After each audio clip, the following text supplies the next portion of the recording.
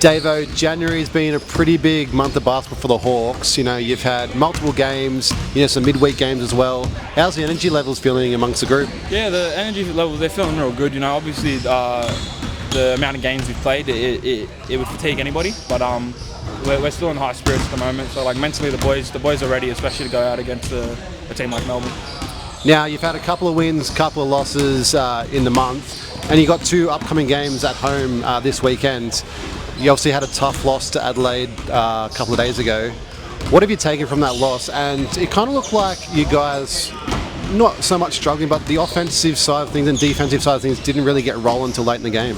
Yeah, well, Adelaide, it's a credit to them at the end of the day. Like, they shot 60% coming out in the first half, 63 points for the half. It's hard to stop anybody when they're scoring at a efficiency and a clip like that, and getting to the line. They've just done a really good job of sort of slowing down our pace, and I feel like in the second half we've done a lot better of a job of fixing that up, making sure that the ball moved and not worrying about the refs as much, as long as picking up our defense, and that it sort of showed. But it just goes to show that with this league you can't sort of bite back too late. You got to be in it from the start. If you look ahead, maybe 3-4 years down the track, what do you want within yourself? Like, do you want to cement a starting spot here at the Hawks? Like, what's the end goal for Davo? Well, I want to push it as far as I can. If I can get a sniff in the NBA, as crazy as that sounds, like that's what I want to end up doing. As long as I can tidy up a few things and do what I need to do, that's where I want to end up. But if not that, wherever I can take it at the highest level, if it's EuroLeague, if it's here being a main guy, which is something that I'm aspiring to be, then so be it. But I just want to push it as far as I can. Talking about being a main guard, you've played a couple of years here now with Tyler, but we've brought Trey into the equation. What's it like sharing a backcourt with Trey? Oh man, he's talented as hell. He makes it really easy. He makes my job easy, especially when I'm out there. I sort of just slip into that one spot, and it gives him a bit of a break, and just to put him and try and put him in spots where he can succeed. Because obviously he's coming in being our starting point guard. I'm just trying to alleviate whatever pressure I can for him and Tyler, and hopefully that frees them up for their scoring abilities. I feel like you guys are in a bit of a weird spot. I know you guys are sitting first on the ladder, but I feel like these next 2 games especially are kind of must-win games for you guys to kind of get that momentum back in tracks. How do you approach this next game, especially up against Melbourne United? Well, me personally, I believe as good as a team as Melbourne are, we need to focus on what we do best.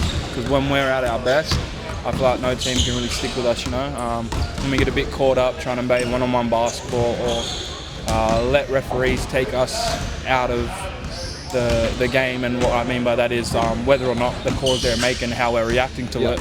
Once we can control the things, how we react, all of those things, we're one of the best teams in the league. So I just feel like it comes back to that.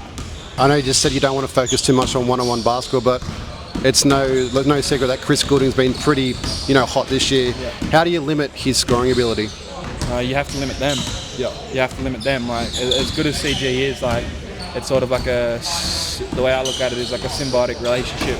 They sort of help each other when CG's there. He helps the team and they feed off of him, and then they're feeding him after that. So it's like they work hand in hand. So as long as you can sort of keep them under control and try and limit what they do in the half court specifically, then we'll be okay. It's time for Beyond the 3-Point Line.